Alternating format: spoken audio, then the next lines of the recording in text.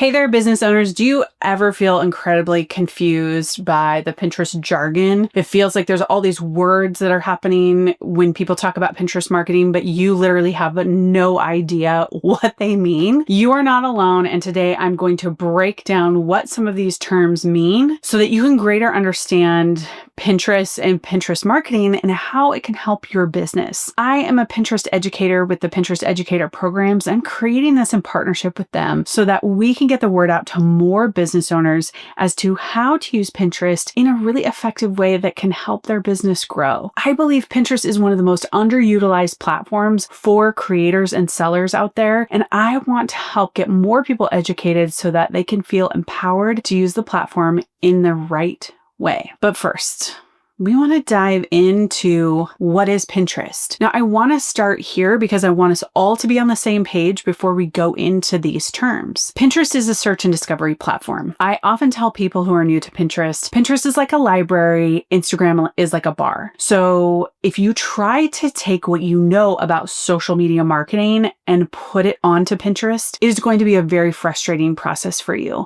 You're going to feel like you're failing because what works over here in the bar doesn't work in the library. It's like talking really loud is strange and weird in a library, and then someone reading a book in the middle of a bar is really strange and weird, right? And so we want to extract what we know about other social media platforms and not apply them to Pinterest, but understand that Pinterest is a visual search and discovery. It is where people go to discover new ideas and new products that will help them in their life. And for you as a business owner, you want to get in the middle of that whole process to really impact people so that they can become new readers or new buyers. So here's a few stats that I think are important for you to know about Pinterest. 85% of pinners use the platform to plan their projects, to plan their trips, or to figure out what they're going to purchase. 80% of people on Pinterest, weekly pinners, discover something new. It is like, oh my gosh, I never knew this was even an option. It's the aha moment that they have when they are interacting with the platform.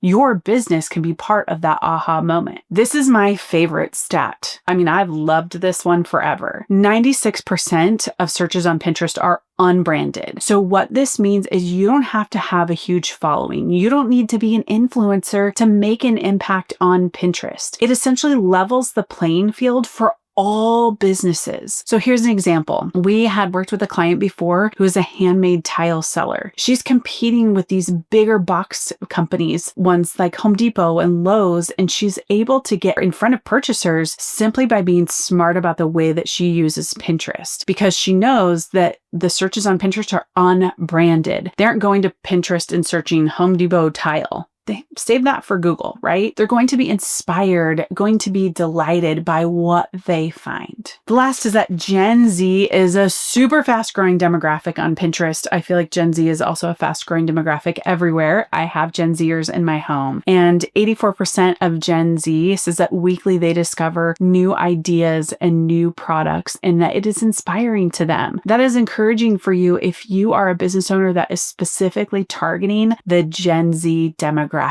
But if you are not specifically targeting the Gen Z demographic, I just want to remind you that all generations are using Pinterest. My mom, who is in her mid 70s, all the way down to 14-year-olds are using Pinterest. So the generational gap is wide, and there's an opportunity out there for you and your business. So let's talk about terminology. There's a few terms I want you to become familiar with. Now, we could go deep and maybe create a whole encyclopedia, but we're not. We're going to keep this to probably the top 6 or 7 that are most important. The number one is pin. Some people will come to me and say, what is a pin? A pin is just a post. It is essentially a visual image of what it is that people can find when they click on it and come to your website. That's it. So a business wants to use this in a way where they communicate real quickly, kind of like a billboard, what it is people can find on the other side of that pin. So if you're a business owner, for example, a bakery in like South Carolina, and you specialize in wedding cakes, you want to not only create amazing visuals of your wedding cakes, but every once in a while, you also want to add a little bit of text or copy on that particular image that says what it's about. So this could be the top 5 wedding bakeries in South Carolina, or the top 5 things you need to know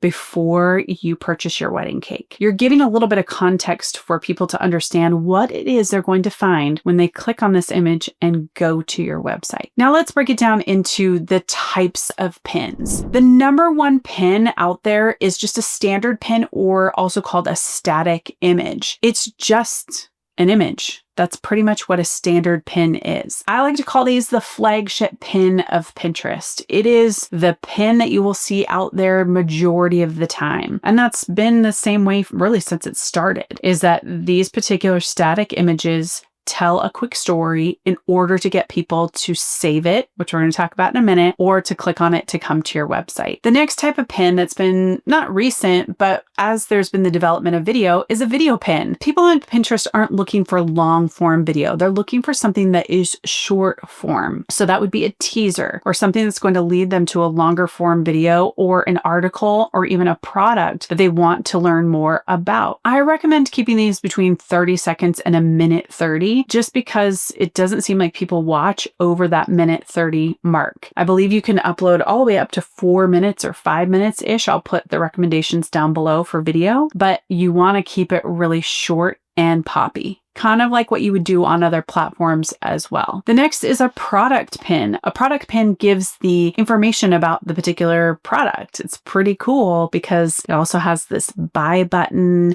and it has the price, and you can get these by connecting your catalog as a shop owner. We have another video about that all in our e-commerce series, so go ahead and watch that. But a product pin essentially shows the image of the product and then it gives the information about the product. That's it. The other one is a carousel pin.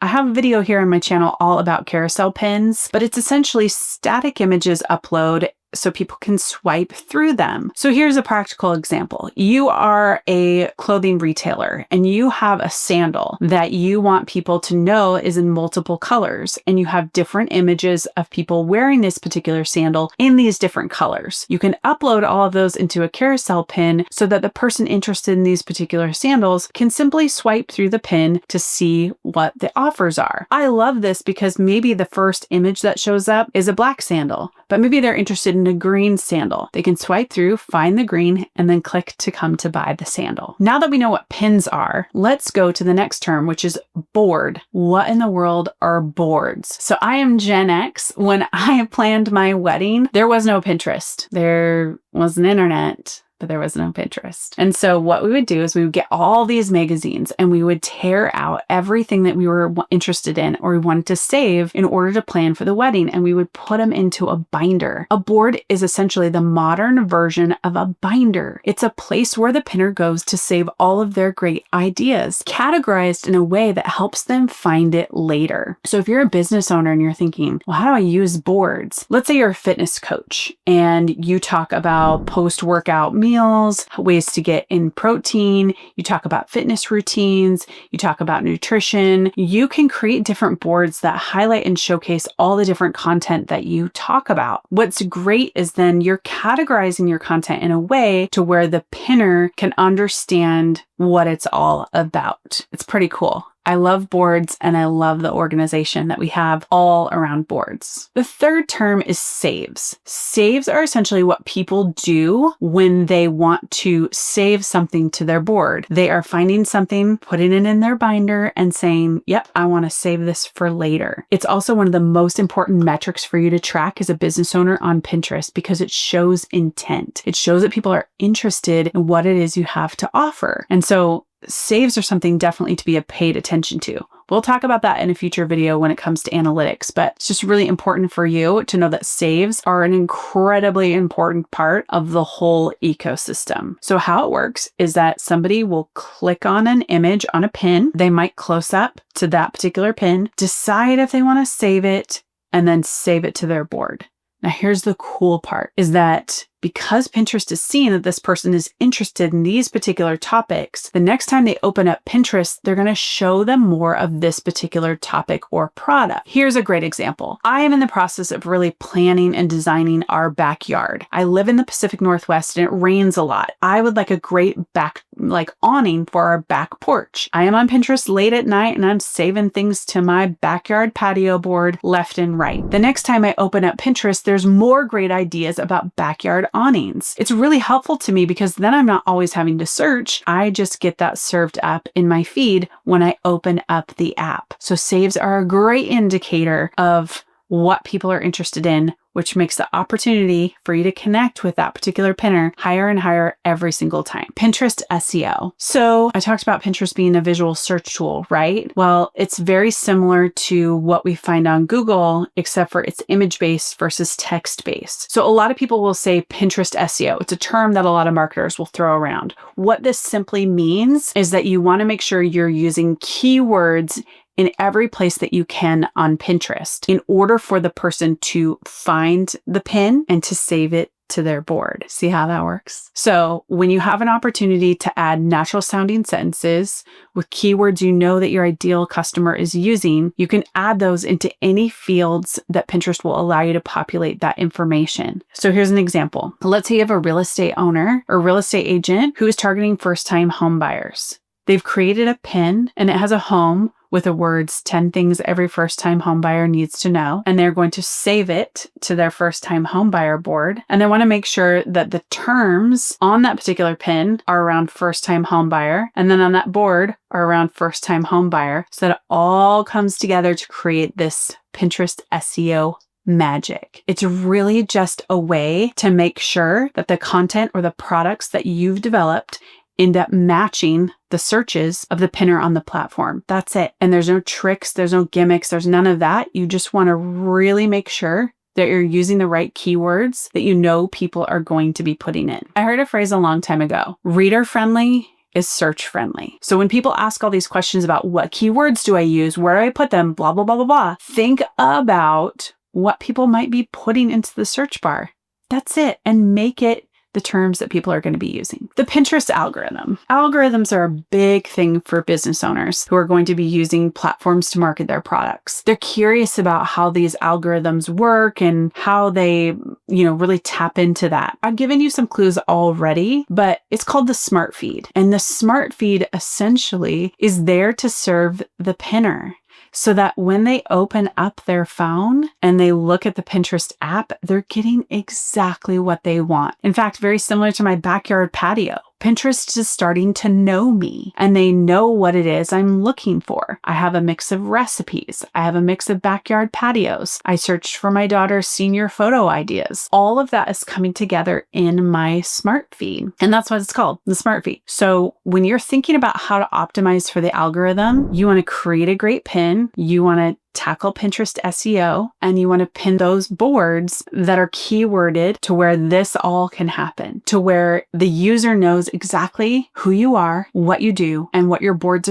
and your pins are about. When you put all those together, and sure, there's a lot of nuances to it, and there's a lot of things you need to understand about the details and creating great images and finding the places where you go to search for trending topics or particular keywords. But for the most part, if you nail these simple things, this is how you can find success on Pinterest. So tell me, what are the other terms that you've heard people use that I didn't cover today that you really wish I had tackled in order to help you have a better understanding? Now, I hope that I've covered most of them and there's not too many you're left curious about, but if you have some, go ahead and comment down below. And last, I'll leave you with this. If you are new to Pinterest marketing and you are wondering if Pinterest is the right place for you, I have two things for you to do. One, I want you to go search your business if it's already existing, your business name and the product. And I want you to see what's already on Pinterest. And for most people, they find that the people are already saving their content over there. So that's task number one. Number two, I want you to open the app on your phone. I want you to scroll through the app and I want you to use Pinterest a little bit just to see what it's like. This is especially true for those people who have never used Pinterest and they are confused by it. They're wondering how they're going to even use it for business. It is just generally a confusing point for them. I recommend 10 minutes on the app, maybe for a couple of days, just so that you can get a feel of it. You can be the pinner yourself. And when you understand that, it makes you a better marketer. Alrighty, thanks so much for watching, and make sure you grab those other videos that I referenced below and start watching those so you can be a really powerful Pinterest marketer in order to transform your business.